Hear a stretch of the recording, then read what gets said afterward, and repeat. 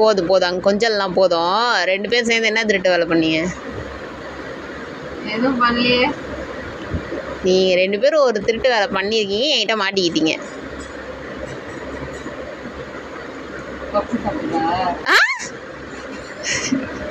பப்ஸா?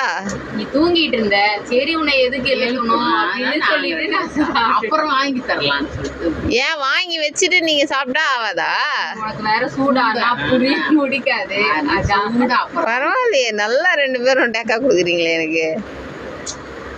சரி, வேற என்ன தப்பு நீங்க 2 பேரும்?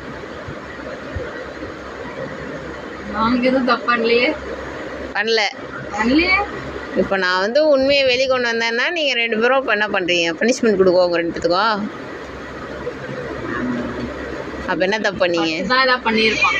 என்ன பண்ணிட்டாலும் அது பட்டு தான். அவன் ஓடிட்டான்.